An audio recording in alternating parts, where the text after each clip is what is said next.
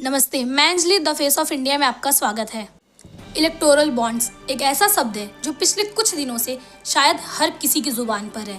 करीब 6 साल के बाद इलेक्टोरल बॉन्ड का सच सबके सामने आया है।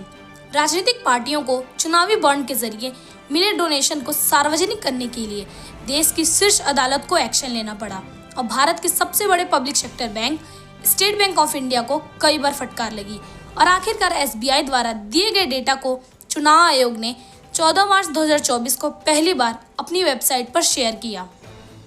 आखिर इलेक्टोरल बॉन्ड होता क्या है, तो आपको बता दें, साल 2017 में केंद्र सरकार ने इलेक्टोरल बॉन्ड स्कीम को शुरू किया था। इस स्कीम के तहत कोई भी इंडिविजुअल या company state bank of India में कितने भी अमाउंट के इलेक्टोरल बॉन्ड खरीद सकती है। इन चुनावी बॉन्ड के जरिए कोई भी शख्स और कॉरपोरेट कंपनी किसी भी राजनीतिक पार्टी को बिना पहचान जाहिर किए अनलिमिटेड पैसा डोनेट कर सकती है।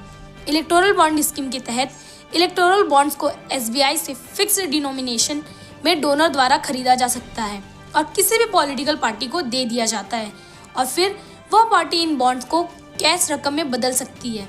इन बॉन्ड की सबसे खास बात यह है कि फ़ायदा लेने वाली पॉलिटिकल पार्टी किसी भी इकाई या शख्स को डोनर का नाम बताने की ज़रूरत नहीं होती। यहाँ तक कि इलेक्शन कमीशन ऑफ इंडिया को यूनिक कोड के आने से होगा क्या, तो आपको बता दें कि इलेक्टोरल बॉन्ड के यूनिक कोड के आने से किस कंपनी ने किस राजनीतिक पार्टी को चंदा दिया है यह पता चल जाएगा। इससे डोनर और पार्टी के बीच संबंध का पता चलेगा और यह जानकारी मिलेगी कि कंपनियों को सरकार ने किस तरह का फेवर किया है।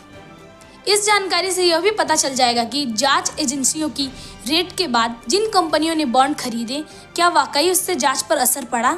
लेकिन जाहिर सी बात है कि यूनिक कोड्स का पता चलने के बाद भी डेटा में एक बड़ा फर्क रहेगा, क्योंकि मार्च 2018 यानी इस स्कीम के शुरू होने के बाद से अप्रैल 2019 के बीच का डेटा नहीं है।